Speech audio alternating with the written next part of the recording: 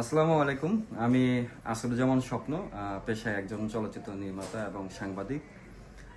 অপরিচয় বাংলাদেশের সাথে আমার পরিচয় বেশ অনেকদিন হলো। লোকাল মিডিয়ার মাধ্যমে তাদের সাথে আমার কমিউনিকেশনটা বিল্ড আপ হয়। আমি নাগরিকতা এবং পানামি প্রকল্পের মাধ্যমে বিষয়টা জানতে পারি ওই মিটিংয়ে। এবং অপরিচয় বাংলাদেশে যে নারী অধিকার এবং নারী সহিংসতা প্রতিরোধে যে প্রকল্পটা শুরু করছে তারা বা করতেছেন, এইটা খুবই দুর্দান্ত একটা প্রকল্প। এই প্রকল্পের বিভিন্ন প্রোগ্রামে আমার যাওয়ার সম্ভাবনা মানে সুযোগ হয়েছে আমার। যেমন গণশুনানি, তারপরে সিবিও প্রোগ্রামে আমি বেশ কয়েকটা প্রোগ্রামে অ্যাটেন্ড করেছি।